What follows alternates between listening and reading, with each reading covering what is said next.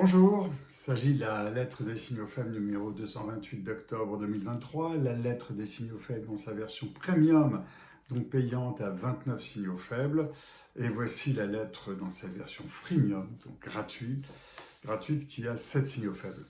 En fait, il y a un premier ensemble de signaux faibles sur l'intelligence artificielle, un deuxième sur le commerce d'une manière générale, et ensuite sur la COP28, avec son mantra « Le monde, tu décarboneras ». Je reviens à l'intelligence artificielle. C'est un sujet qui nous occupe beaucoup. Il y a un an, la ChatGPT faisait une entrée fulgurante sur le vocabulaire et l'utilisation de l'intelligence artificielle. Le métavers est d'ailleurs passé au second plan, à tel point qu'on a l'impression qu'il a été oublié.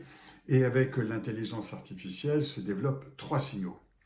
Le premier, c'est que chaque major, il va de son IA, de son intelligence artificielle, de son AI, ou plutôt de sa puissance de calcul avec un angle particulier pour aborder l'intelligence artificielle. Le grand vainqueur, c'est Nvidia, qui vend des puces graphiques et peu est dit sur le coût de l'intelligence artificielle par rapport à l'intelligence artificielle générative et sur le coût énergétique.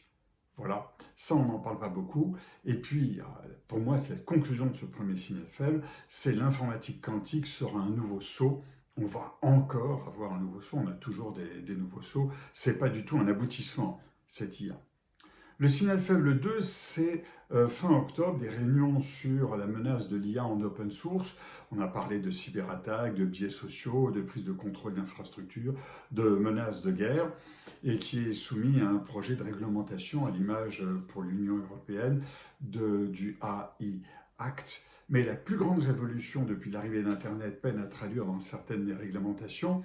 L'IA n'est dans le fond qu'une puissance informatique dépendant des données recueillies.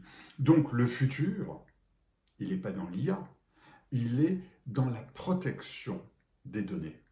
Comment fait-on pour protéger les données individuellement, mais aussi au niveau des entreprises, au niveau de la circulation des données? C'est ça le point faible. Et le troisième signal faible, c'est l'IA ne fait pas baisser le QI de l'homme. On a dit, voilà, l'homme devient moins intelligent aujourd'hui, non, c'est faux.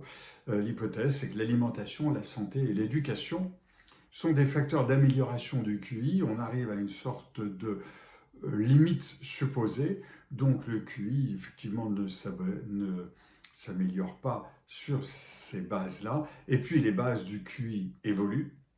Et selon les activités, le QI de l'homme change de nature et on a un oubli total du quotient émotionnel, le QE et l'intelligence émotionnelle. J'en parle très souvent, j'en ai encore parlé aujourd'hui avec un futur COMEX d'entreprise. On oublie toujours l'intelligence émotionnelle et le COMEX et le QE qui remplissent sans doute 80% de notre temps.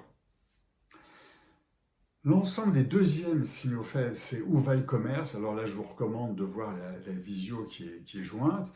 J'en donne simplement les conclusions. La première, c'est mon signal 4, c'est la réduction du pouvoir d'achat ou du vouloir d'achat. C'est très classique. Donc on perd le milieu de gamme qui au milieu du diabolo, il disparaît totalement. Le signal 5, c'est le partage de l'achat entre l'achat fonctionnel et l'achat social, notre temps fonctionnel et notre temps social. Là aussi, je vous recommande d'écouter ce qui a été écrit là-dessus, parce que c'est l'élément déterminant.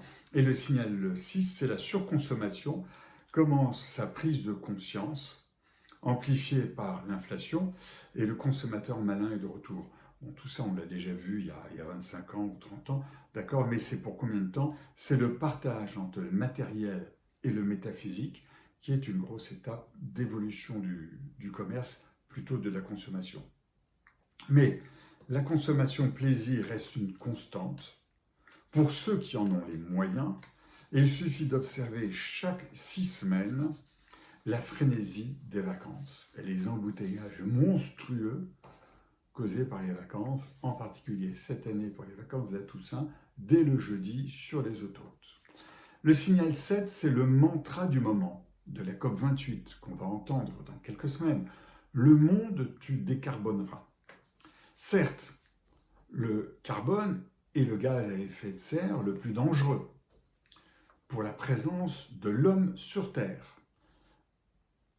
À la connaissance de ce jour, le monde travaille à décarboner les productions, les usages, à stocker et à capter le carbone.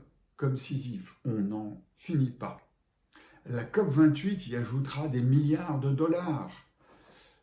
Pour caricaturer ce que c'est qu'un autre mantra, le monde occidental versera au sud global. Ça va être un élément important de la discussion. Combien d'argent vous donnez? Et ça devrait décarboner. Bon, sincèrement, on marche sur la tête. Pour prendre une autre formule, il faut changer notre logiciel de pensée, non pas vivre mieux avec plus, mais vivre mieux avec moins. Autant dire que l'intelligence artificielle, dont nous avons longuement parlé, qui résume les pensées récentes, n'est pas du tout une aide. Voilà, je repars en plongée pour ma prochaine lettre. À bientôt.